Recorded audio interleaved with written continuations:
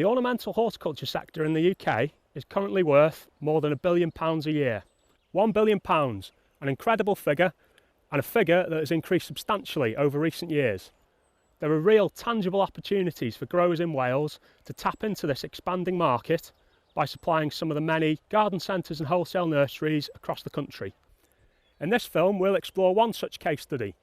It focuses on a family-run garden centre and wholesale nursery near Welshpool and the strong relationships it has developed with 4 of its local suppliers. You'll get to learn how each of the growers first started up and then developed their business, while we'll also cover some of the basics you'll need to bear in mind when setting up a new nursery, such as ground preparation, watering and irrigation, and issues with access and infrastructure.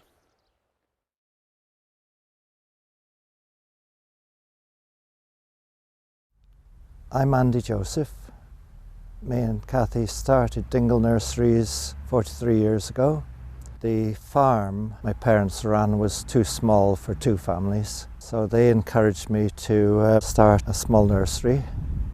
When we started, we grew seedlings, and it's quite magic seeing a little seedling germinate and taking cuttings, plants, your little cuttings grow roots, and then at first you feel like money growing on trees when you're taking the cuttings and rooting them and then selling them. Okay, I'm Kathy Joseph and I manage Derwen Garden Centre.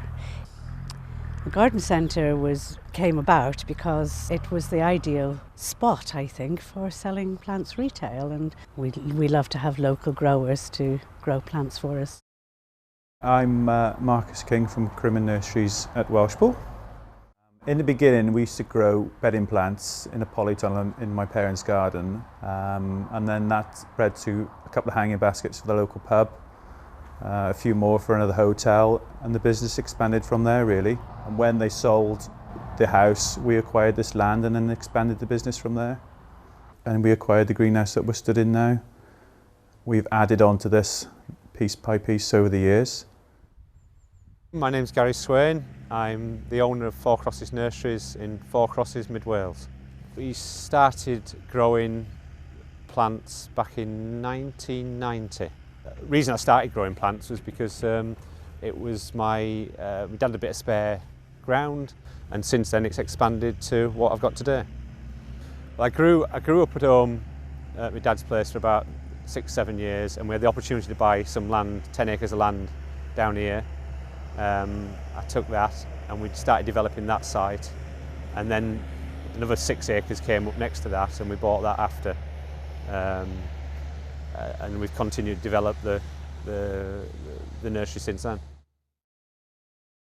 Hi, I'm Callum Johnston, and this is Templeton Nurseries, and my main markets have been to local shops and the Derwen. I'm Mike Schoen. This is hopefully Forden Nurseries in the planning. The business we propose to start is growing 4 dingle nurseries, hopefully hardy nursery stock, the general staples for the landscape trade. Initially we plan on starting with approximately 1.5 acres. We plan on putting up 4 polytunnels to start with some outside growing space, which currently has been grazed at the moment with sheep and cattle. Hopefully it will give us a better return or yield on the fields. The reason mainly being is with having dingle nurseries on our doorstep, and they currently buy a lot from the continent. Obviously with them being very close to us, they're a very good consumer of our product. Kathy and I developed the wholesale side of the business and eventually concentrated on selling to landscape contractors. And had to start buying abroad then because we had to have a much wider range. The landscape architects, they want to make their scheme different from everybody else's, so that meant we had to source exotic plants. Our other premises is about a mile down the road. It's about 1 acre, which requires polytunnels and outside standing beds. There would be scope for expansion down there, but it's all agricultural land around it, and the farmer doesn't really want to sell any more land. It's a site we don't really want to move from because all our services are there, water, electricity. It's all got planning permission on for the entrance, so it's all set up just to be expanded down there really. We developed the ground by, we had local contractors in to come put the roads in. We bought polytunnels, which we put up ourselves. We put a ground cover down, this black Mypex here you can see, which suppresses the weeds and keeps the weeds down. So you've got a barrier between the ground and the plants you're growing. Put the irrigation in as well. We're on a very high water table, so we're allowed to extract water from that up to a certain amount, which is 20 cubic metres. But we soon realised we're going to need a lot more water than that. So then we invested in a borehole, and no issues with water at all now. My intention was to always from the start was to grow in pots, and so water was from the start a major concern, to have enough water to know that you can consistently water through the summer. So as we're on a well, my first concern was to know that we'd have enough water to survive over dry periods. The advantage of being located close to the Derwent and the Dingle are that you can give them a better service. If they get their big deliveries from big nurseries at the beginning of the season, what I can do is later on in the season I can fill up the gaps which the big nurseries aren't willing to do, because they're talking about it's too big a delivery size, isn't it? So services and flexibility, that's the thing. We decide what we're going to grow usually from a contract from the Dingle. We pick off the list what we're actually good at growing, what works well for us in our timescale, which is from June to the end of February really. We buy from local growers 15 to 20%. We'd like to increase that, of course. You just have a closer relationship with local growers. Trading with local business is obviously there's the obvious advantages of that. The transport is cheaper, way cheaper, because it's just down the road, so that's easy. Also we can build up a good relationship because we can see each other regularly and talk about problems or issues or things they want to do or I think we can do. So that's a big advantage. If they've had a similar issue, I can talk to them about it and they'll talk to me about some of the issues they got. So that can be a big advantage, that can save you a lot of time and effort. So having the Dingle and the Derwent, such a large wholesaler on our doorstep, is an advantage to us. Transport's not a big issue. We deliver all the plants ourselves. It has helped our business to expand and develop, and there is scope to do more. The biggest advantage of having something like this grown by a local nursery is that you know the hardiness of it. Their delivery cost is significantly less than if we got it from further away, and anyone can do it. As long as they've got determination and they've got incentive to do it, it's easy, and it's a really good way to get a business started and a good way to make money actually, because the demand is always there.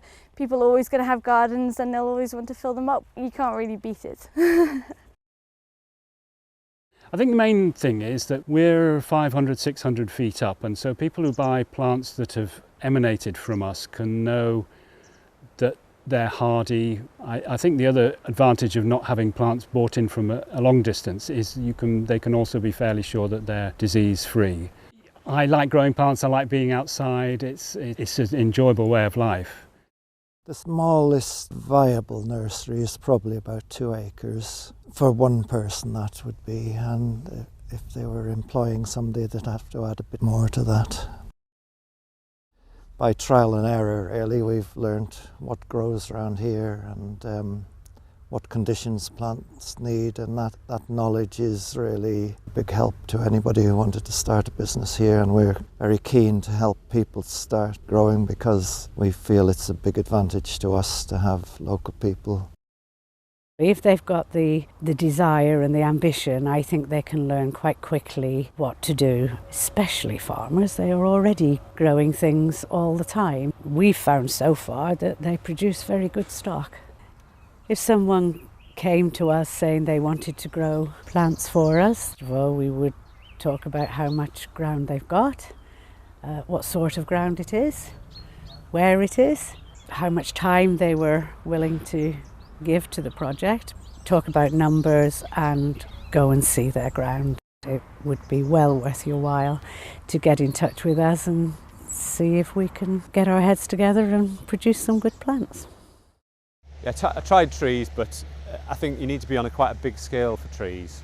You need a lot of land, I think the money's there to be made if you're willing to wait for a bit of an investment and give yourself a bit of time. I could see where the market was going almost in the fact that with the pots, they're available to be planted all year, so your cash flow is a bit better. When we do bedding in here in sort of March, April, May, we do fill every square inch and sell it. Preparation before we start planting obviously will include that the field will be stock proof. So we need to make sure we've got roadway access, we need to make sure we've got water in place, and the fundamentals of keeping the site secure and safe. We've got a wonderful opportunity here really to have more growers in the area. We're able to sell the plants. We're buying in a lorry load of plants every day from outside this area. Virtually all of those could be grown here. If you want to go into the nursery trade, I think first thing is a 7-day-a-week job. You need a good supply of water if you're going to grow containers. I think farmers looking to diversify there's potential to diversify into plants. A lot of the requirements in the nursery trade are similar to farming. You need tractors and a bit of machinery and some reasonably good land, flattish land. You know, the stuff used on farm like diggers and stuff like that can be used on the nursery. So I think there is potential for farming to move into the ornamental sector. I would say it's, well, according to my accountant, it's far better than farming. I'll leave it like that. So there we have it. The opportunities are clearly there for other similar examples to the case study we've just seen. More Welsh growers supplying more Welsh grown plants to more garden centres across Wales and further afield too. The land is there, the market is there, and the potential reward is there too.